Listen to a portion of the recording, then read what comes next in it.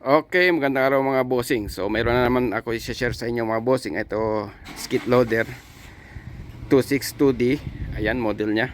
So year 2018. So medyo bago-bago pa ito.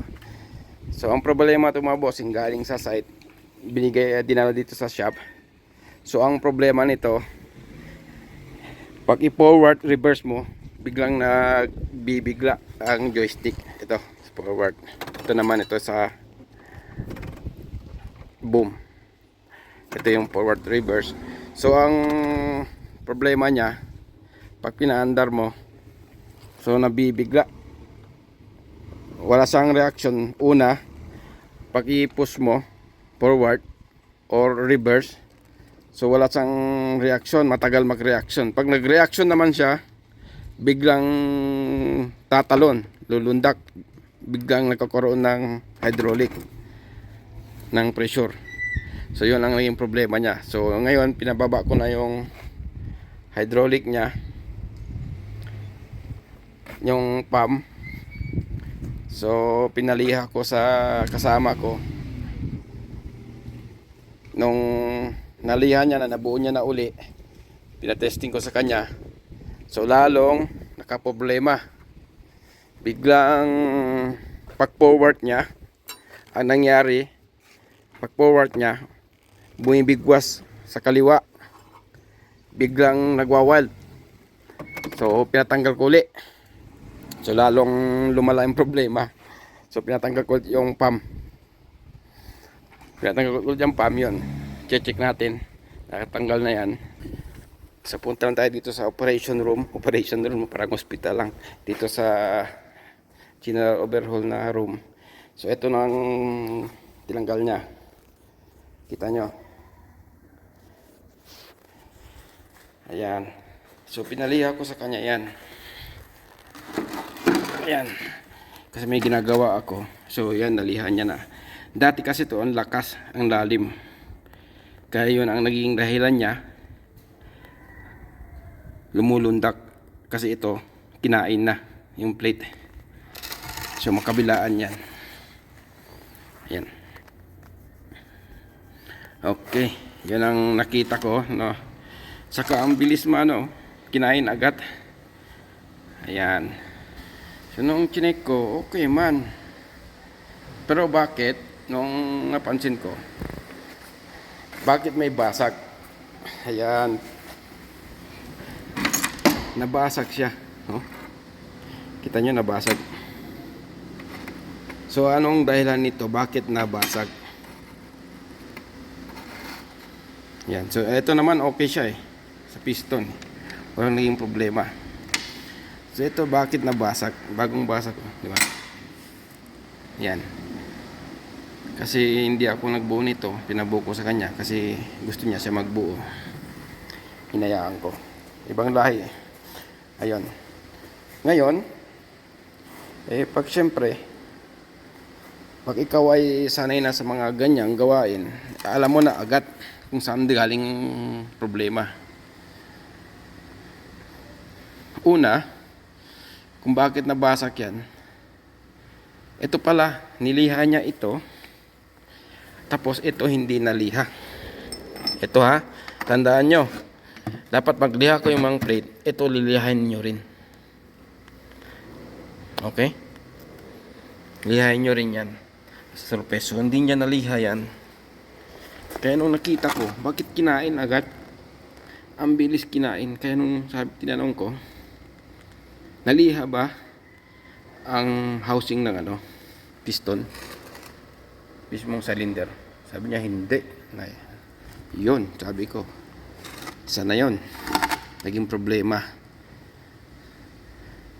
At number 2, meron pang problema kung bakit nabasag. Bakit nabasag? Yun ang talagang malaking tanungan. Kung sa totoo lang, ang pinagawa yung lang, biglang mahina at biglang papasok yung pressure. Ayan. So nandito yung trouble ko, kaya ako pinababa ito kasi nandito yung trouble ko. Pinali ako sa kanya. Ayan. Tapos binalik na agad. So hindi niya tinanong kung anong dapat pang gawin. Yun ang mali. Kaya sa atin mga nag-uumpisa,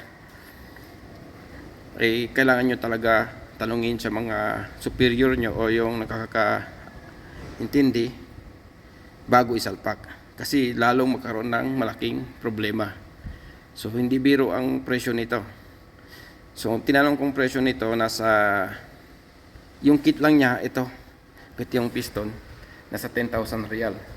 So magkano na sa atin yan? Nasa 150,000. Okay?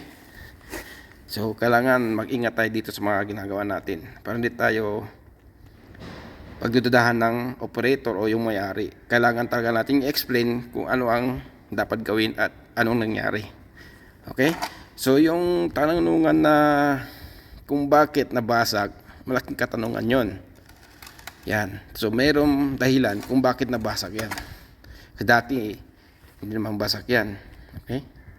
Hindi nabasag yan. So pagbalik, basag na. At nagwa-wild ang bobcat. Kasi one side na lang ang pressure. So dito, bigyan ko kayo ng tips para alam nyo. Kasi hindi ko naman madadala yan sa kabilang buhay. Totoo lang. Kaya huwag tayo magdamot. Para hindi na kayo mahirapan. Okay? Pag mag-trouble kayo, una, i-trouble nyo rin yung mga electrical. Yan. Electrical. Lahat. Solenoid. Forward, reverse. May solenoid yan dyan. Nandun yung isa tinanggal nila. Yung ganito rin. Yan ang forward, reverse. So, i-check nyo kung okay. So, pupunta kayo dito sa sa main, sa loob. Okay? Kung na-check na yung electrical okay, punta kayo, dito na kayo trouble sa loob. Yan. Pag nakita nyo yan, malalim na. Kasi yung lalim talaga yan nung hindi pa naliha ang lalim. Pero hindi na advisable talaga. Kung sobrang lalim talaga, palitin na talaga yan. Ayun, nakaya pa naman nung tatyan ko. Pwede pang lihain. Pinaliha ko na lang. Kaso lang din niya naliha yun. At nakaroon pa ng basag. So yun ang malaking question.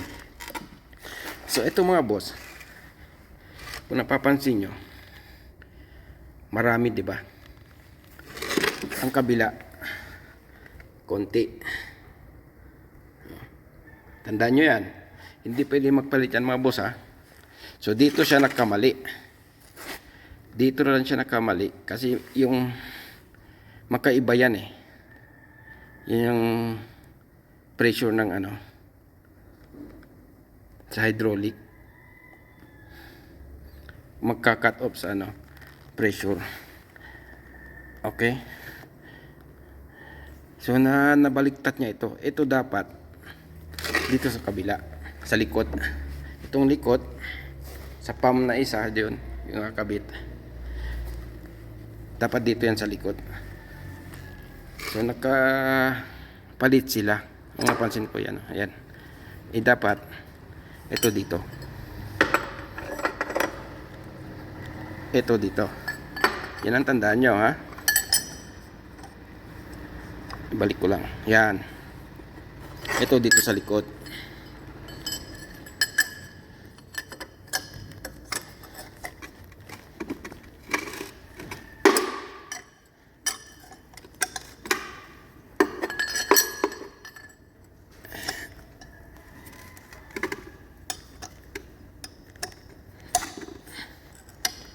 Yan.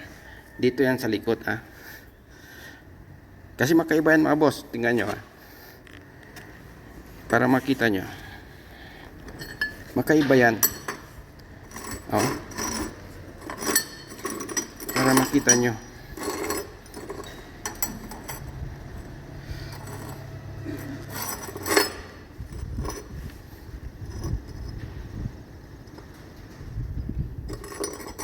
Yan. So kung napansin nyo, magkaiba yan. Okay? So nandun siya. Mahaba. So kapag pagpalit nyo yan, dalawa na yan. So dyan nakakaroon ng cut off ang pressure. Ang mahaba sa harap. Hindi, ito yung sa likod. Maraming guhit. Itong konti. Yan, 1, 2, 3. Tatlo sa harap. So doon siya nagkamali. Okay? Magkaiba yan, ha? Kaiba yan. Tingnan yan dulo, ha? Kaiba yan. Pero pag i-ano yan, dikit, halos parehas yan. Kaya siguro hindi yan napansin yan. Parehas yan. So dito lang siya nakapali. Ito. Kita nyo yan? Maiksi ito, itong mahaba. So hindi pwede magpalit yan. Okay? So tandaan nyo lang, mga boss. Itong marami dito.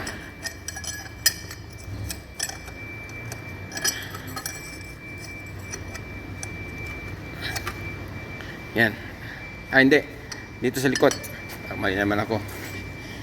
Dito yan sa alin ng likod. Yan. So ito dito.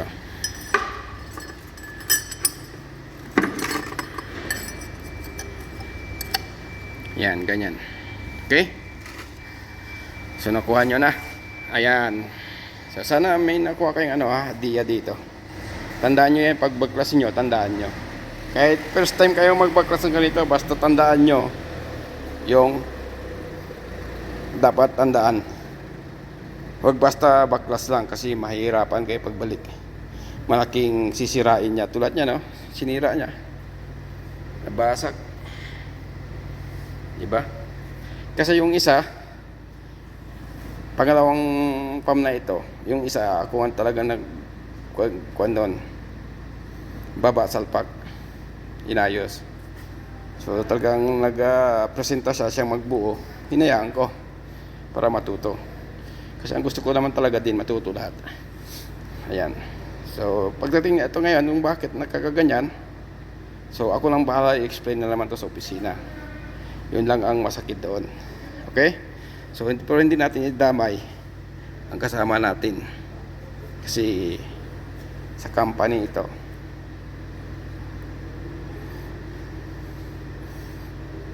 Although may tama siya, may problema siya sa low pressure, dapat na rin talagang palitan yan.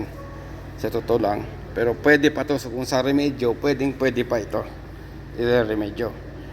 So yun na lang ang explain ko talaga sa company. Kasi panahon na rin to para mapalitan. Ayan. Ayan. Sa susunod, mga boss, huwag niyong kalimutan niliha kwanto kung ililiha nyo, isama nyo to. Okay? So i-check nyo na rin yung mga plunger doon sa loob kung okay, may tama. So bali i-request ko na talaga to, pati yung loob, pati yun. Kasi may mga tama mag-request ako ng kit nito. So ayan mga boss, so antayin lang natin tong kit ma-order. So ibubuo natin to. Okay? So sana may natukuha kayong idea dito mga boss. So salamat mga boss sa pagsama dito. Sa susunod, ipakita ko sa inyo pagbuo at pag-testing uli. So okay mga boss, so mabuhay sa lahat.